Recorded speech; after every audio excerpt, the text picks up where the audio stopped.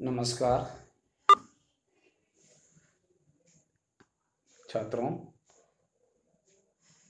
मैं न्यू से एमए महाराजा जिवाजीराव शिंदे महाविद्यालय श्रीगोंदा जूनियर हिंदी का अध्यापन करता हूं।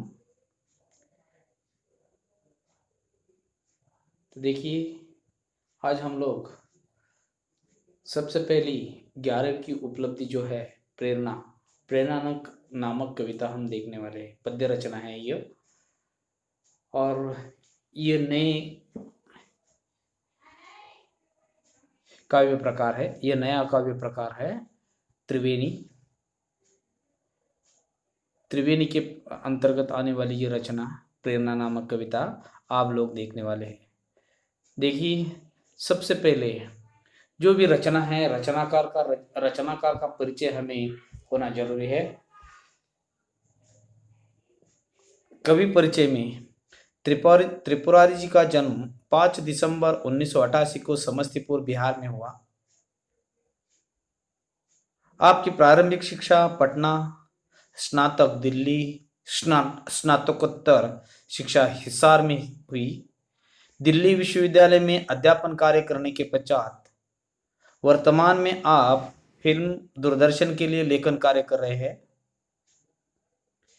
त्रिवेणी के रचयिता के रूप में आपकी विशेष पहचान है।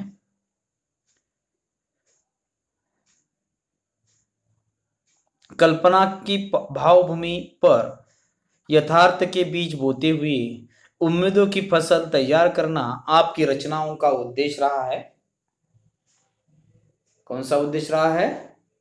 कल्पनाओं की भावभूमि पर यथार्थ के बीज बोते हुए उम्मीदों की फसल तैयार करना आपकी रचनाओं का उद्देश्य रहा है। तो देखिए, यह कवि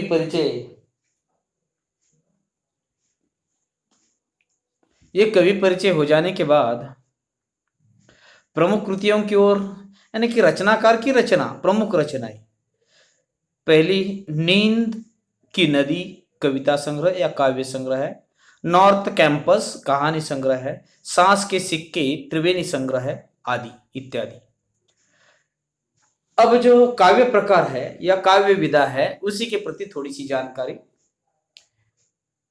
त्रिवेणी एक नए काव्य प्रकार के रूप में साहित्य क्षेत्र में तेजी से अपना स्थान बना रही है। त्रिवेणी नए काव्य प्रकार के रूप में साहित्य क्षेत्र में तेजी से अपना स्थान बना रही है। त्रिवेणी 3 पंक्तियों का मुक्त छंद है। त्रिवेणी 3 पंक्तियों का मुक्त छंद है। मात्र इन 3 पंक्तियों में कल्पना तथा यथार्थ की अभिव्यक्ति होती है। 3 पंक्तियों में कल्पना तथा यथार्थ की अभिव्यक्ति होती है। इसकी पहली और दूसरी पंक्ति में भाव और विचार स्पष्ट रूप से झलकते हैं। पहली और दूसरी पंक्ति में भाव या विचार स्पष्ट रूप से झलकते हैं, और तीसरी पंक्ति पहली 2 पंक्तियों में छिपे भाव को नए आयाम के साथ अभिव्यक्त करती है या अभिव्यक्त होती है। सामयिक स्थितियों, रिश्तों तथा जीवन के प्रति सकारात्मकता त्रिवेणी के प्रमुख विषय रहे हैं। अब काव्य परिचय।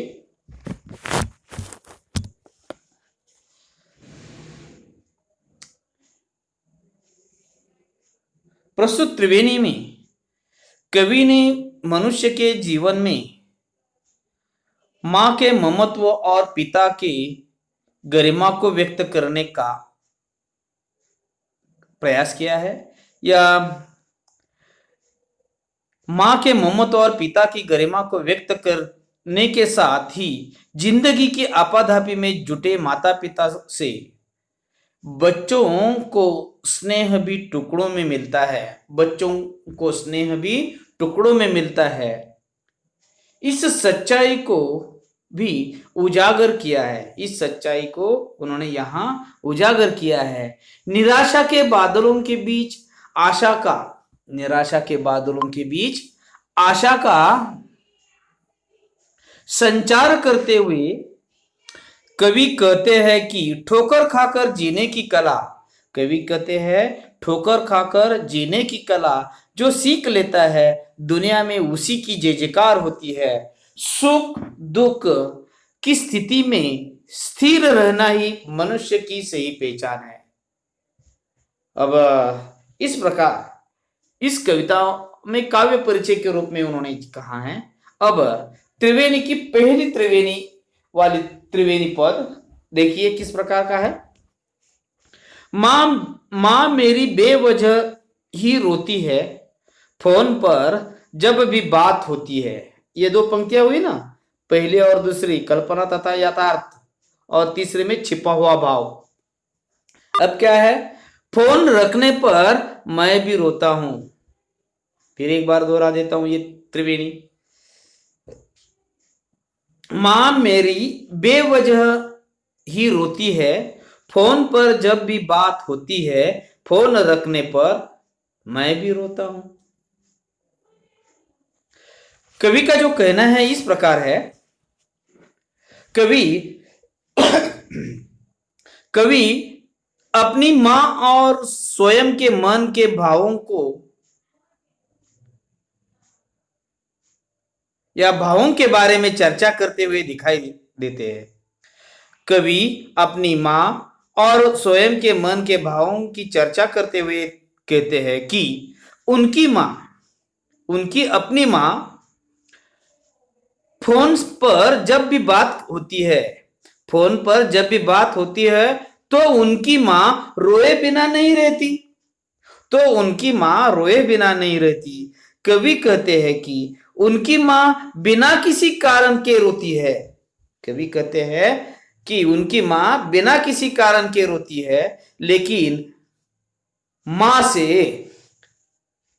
बात करने के बाद, लेकिन मां से बात करने के बाद जब वे फोन रख देते हैं तो उनके भी मन के भाव उमड़ पड़ते हैं और वे भी रोए बिना नहीं रहते। इस प्रकार की पहली त्रिवेणी का अर्थ है। अब दूसरी त्रिवेणी की बात आती है। देखिए, सख्त ऊपर से मगर दिल से बहुत नाजुक है, चोट लगती है मुझे और वह तड़प उठते हैं, हर पिता में ही कोई मां भी छुपी होती है। ये तीन पंक्तियां हैं। पहली पंक्ति किस प्रकार की है देख लीजिए। पहली है, सख्त ऊपर से मगर दिल से बहुत नाजुक है, चोट लगती है मुझे और वह तड़प उठती है। दूसरी पंक्ति।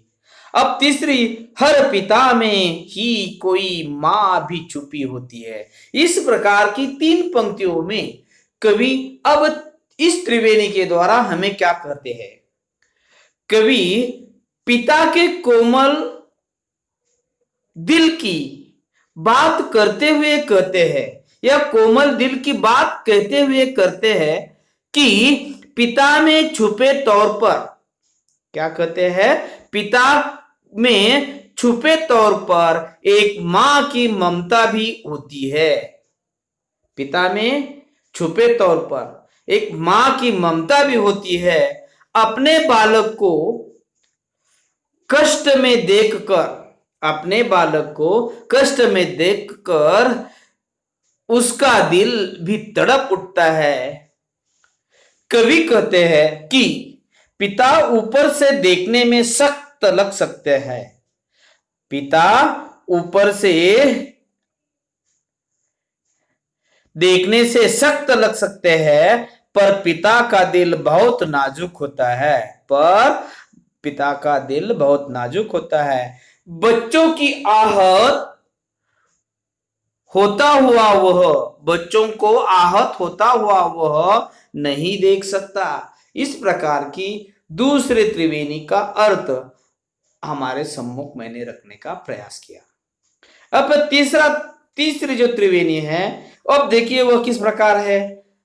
आज के रापाधापी के जीवन में जो नौकरी पेशा करने वाले माता पिता है उनकी स्थिति यहां दिखला दी है। देखिए उन्होंने यहां कैसे समझा दिया है। जो मेरे ऑफिस में महीनों से मेरी दिन की शिफ्ट, क्या कहा है वो, मेरे ऑफिस में महीनों से मेरी दिन की शिफ्ट, तेरे ऑफिस में महीनों से तेरी रात की शिफ्ट, नन्हे बच्चों को तो टुकड़ों में मिले हैं माँ बाप। यानी कि ये तीन पंक्तियां क्या कहती है, देख लीजिए। कवि त्रिपुरारी जी का कहना है कि, क्या कहना है, कवि त्रिपुरारी जी का कहना है कि आधुनिक नौकरी पेशा करने वाले पति पत्नी की ऑफिस में अलग अलग शिफ्ट होने के कारण, ऑफिस में अलग अलग शिफ्ट होने के कारण एक साथ अपने नन्हे बच्चों से न मिल पाने की, एक साथ अपने बच्चों, नन्हे बच्चों को न मिल पाने की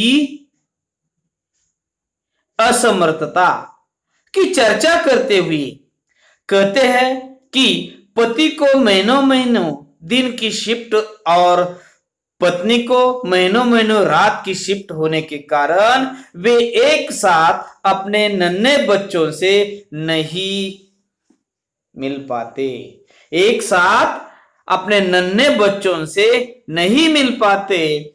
अपनी इस व्यवस्था, अपनी इस व्यवस्था के बारे में सोचते हुए उन्होंने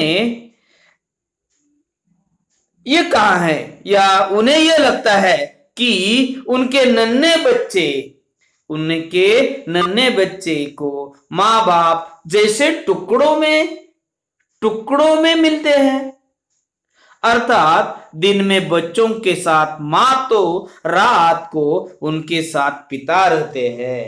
कहने का तात्पर्य यह है कि आज के आपाधापी के जीवन में, आज की भागदौड़ में नौकरी पेशा करने वाले पति पत्नी के लिए या माता पिता के लिए अपने बच्चों के लिए एक साथ स्नेह या प्यार नहीं कर सकते, क्योंकि दोनों की शिफ्ट महीनों महीनों रहा करती है, रात को महीनों महीनों और दिन को महीनों महीनों। इसीलिए उन्होंने यह कह दिया है कि एक साथ बच्चों को नहीं मिल पाते, और अपनी इस व्यवस्था के कारण या व्यवस्था के बारे में सोचते हुए उन्हें लगता है कि उनके नन्हे बच्चों को माँ बाप जैसे टुकड़ों से मिले हुए, माँ बाप जैसे टुकड़ों में मिले हुए हैं या मिले हैं, अर्थात दिन में बच्चों के साथ माँ तो रात को